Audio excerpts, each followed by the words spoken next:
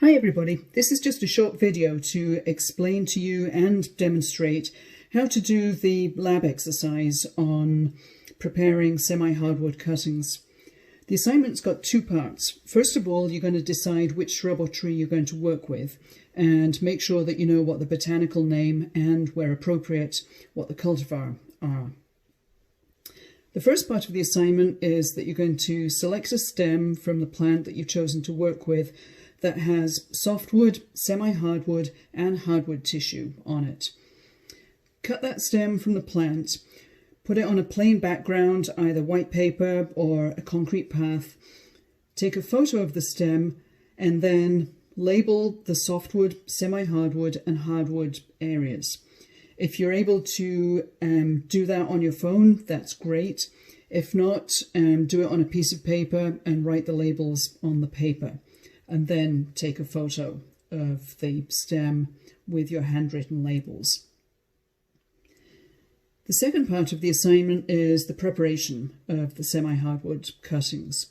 So take that stem that you've chosen to work with and you're going to prepare a nodal cutting from the semi-hardwood area of the stem.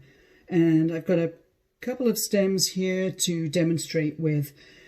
I've got this St. John's wort. This is the Rowellane cultivar of St. John's wort. I've got some common boxwood here, and I've also got a stem of Frantoio olive. And I'll do a demo on all three of these. So depending on which plant that you've chosen to work with, I'd like you to make a nodal cutting that has probably at least 3 nodes on it. And I'm going to demonstrate first of all with this Frantoio olive stem. So at the top end of the stem here, we've got the softwood. There isn't much of that left now at this time in the season, but the softwood is usually really soft and sappy. And certainly on olive, the stem is too thin to root successfully here. Even with a really good fog system, there just isn't enough carbohydrate usually stored in that stem. So I'm going to cut that off and I'm going to make my top cut here just above these nodes right there. So I'm going to do that. This top cut is going to be slightly angled so that when the cutting is stuck, water doesn't accumulate on that top end right there. And then I'm going to count back down by 3 nodes on this. So here's 1 node, 2 nodes, and 3. And I'm going to make my basil cutting down here. So about 1/16 to 1/8 of an inch below the nodes, and I'm going to make that cut at about 45 degrees. So just like that, and you should be able to see that angled cut right there. And then I'm going to trim these lower leaves and their petioles off without damaging the axillary bud. Some propagators like to cut off these axillary buds, except for really hard to root cuttings. I prefer to leave them, and the reason is that we've got auxins, so natural endogenous auxins in the stem that are being produced in young leaves and in young leaf tissue, which is what we've got in these axillary buds. And of course the auxins are the growth hormones that promote rooting in plants. So I like to leave those axillary buds because we get more natural auxins accumulating at the base of the cutting. So I've removed those lower leaves now, and we've got a choice here.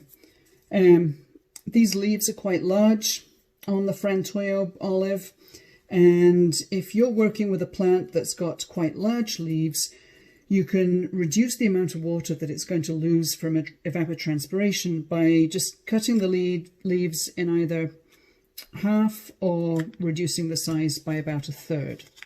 It's not essential to do that on the olive, but I just wanted to demonstrate that to you.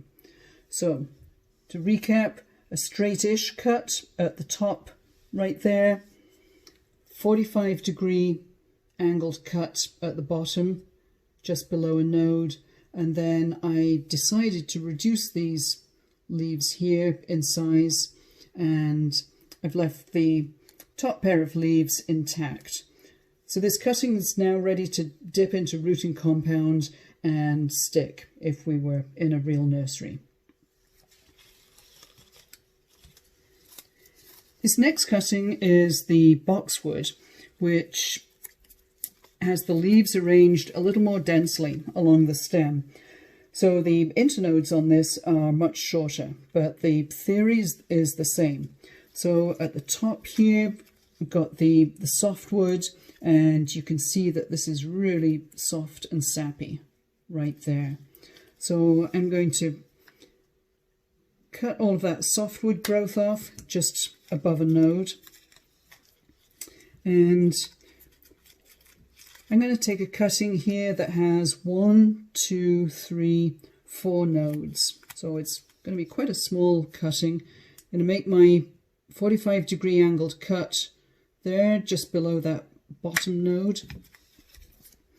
And then on this boxwood, I can just tear these leaves off really quickly, like ripping a band-aid off. And there's my semi-hardwood cutting on the boxwood. And then the third one here is this hypericum. So again, soft sappy growth at the top, and then you may be able to see a slight change in colour going along this stem. So as the wood gets a little bit harder towards the base of the stem, you can see that pinkish coloration darkening. So I'm going to, again, cut off that soft sappy growth at the top and the flower, because we don't want energy going into the flower buds. And I'm going to do a 4-node cutting on this one. So here's 1 node, 2, 3, 4. Make my 45-degree cut below that bottom node. And again, I can just rip these off really quickly. And there's the 4-node semi-hardwood cutting on the Hypericum row lane.